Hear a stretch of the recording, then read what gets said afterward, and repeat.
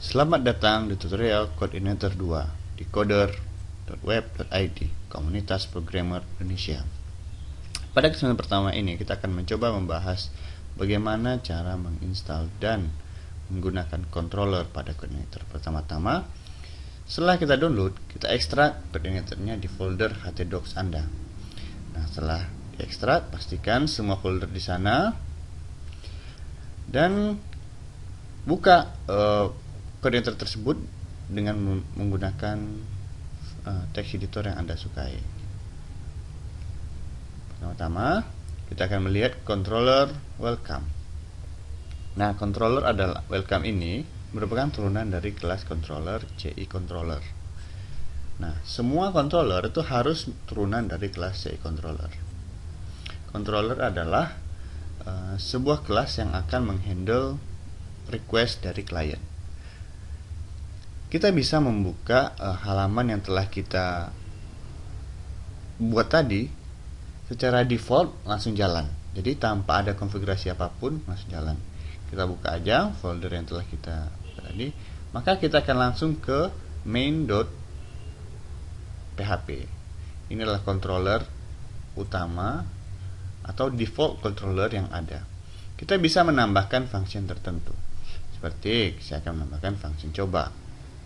Nah, pada function ini saya akan menuliskan satu buah perintah yang menampilkan sebuah kata-kata.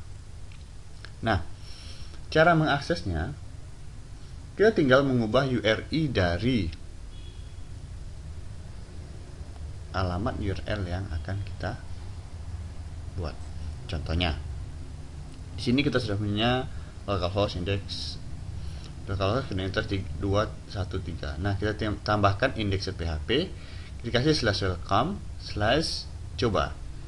Jadi welcome adalah nama controller, coba adalah nama function. Nah, begitu seterusnya. Kita bisa menambahkan apa saja sesuai dengan nama controller dan nama function. Ingat, localhost /coordinator 2.1.3/ itu adalah kita namakan dengan base URL.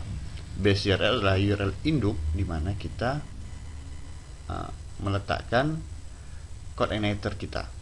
Nah, sedangkan index.php itu adalah file yang bertugas untuk menerima request. Nah, sedangkan welcome itu adalah nama dari controller yang ingin kita akses. Kita dapat mengubahnya menjadi apa saja. Misalnya penjualan, pembelian. Ketika kita mengubahnya menjadi penjualan, maka kita harus memiliki sebuah controller penjualan.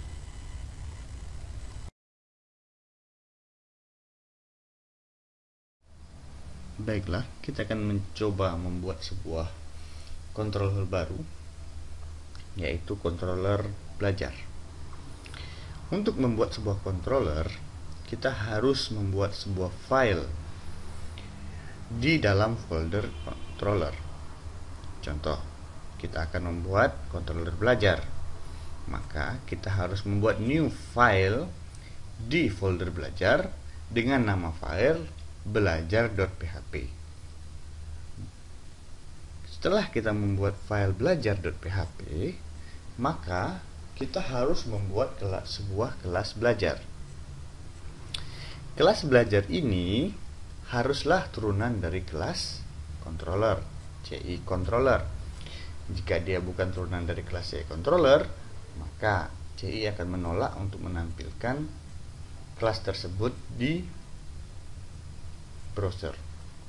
Selain kelas CI controller, Anda juga bisa mengextend kelas CI controller, kemudian menggunakannya sebagai parent class dari kelas belajar.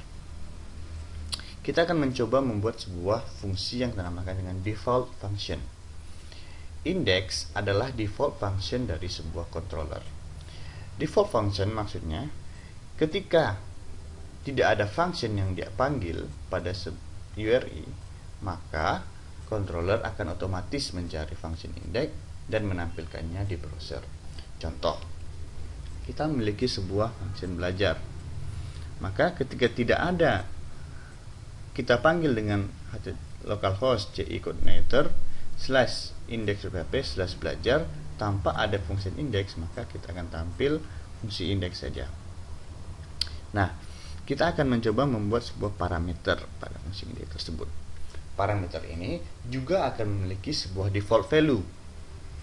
Default value itu adalah nilai yang akan ditampilkan ketika tidak ada di parameter yang akan diberikan. Artinya, kita tidak menginput apa-apa pada parameter function index.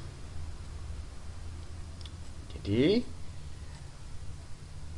default value-nya kita kasih nilai default.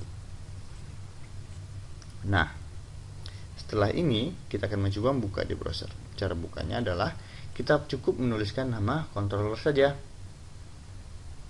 Nah, dia akan otomatis memanggil fungsi index karena fungsi index adalah function default dari sebuah controller. Dan nilai parameternya adalah nilai parameter yang default, yaitu nilai default. Nah, ketika kita menambahkan nama function dan nama default, maka nama function dan parameter tadi akan langsung berubah. Coba perhatikan nilai dari param adalah bernilai saya underscore adalah underscore parameter pertama. Jadi kita bisa meletakkannya di parameter tersebut di URI yang ada pada URL. Sekarang kita akan mencoba menambahkan sebuah fungsi lain, yaitu fungsi coba, codeIgniter. Nah, pada parameter ini kita akan menambahkan parameter biasa, bukan parameter default. Parameter biasa adalah parameter yang tidak memiliki nilai. Coba bandingkan antara parameter yang dimiliki oleh fungsi index dan function codeIgniter. Pada function index itu ada nilai yang diberikan pada saat awal, sedangkan pada function codeIgniter tidak ada nilai yang diberikan untuk param 1 dan param 2. Kita akan mencoba menampilkan saja parameter pertama dan parameter kedua ini.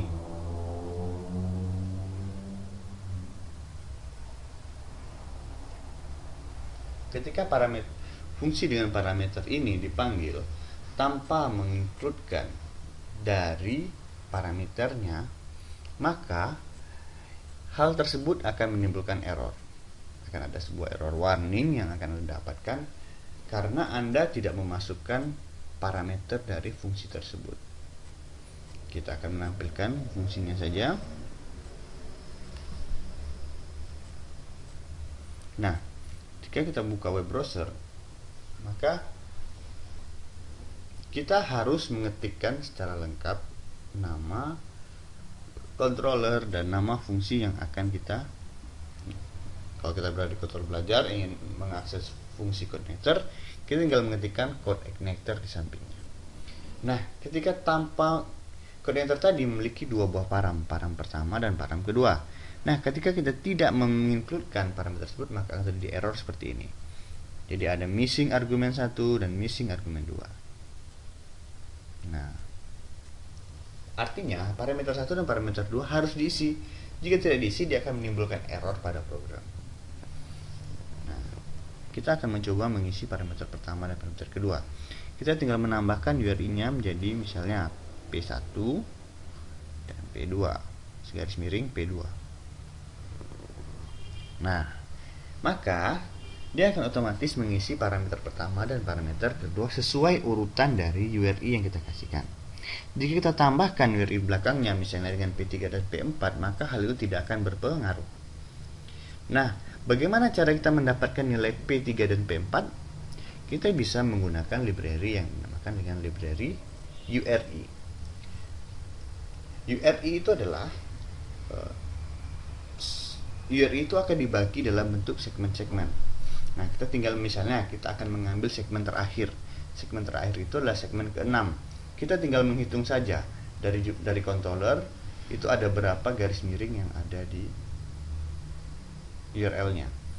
Nah, 6 itu merupakan parameter terakhir, yaitu yang bernilai P4.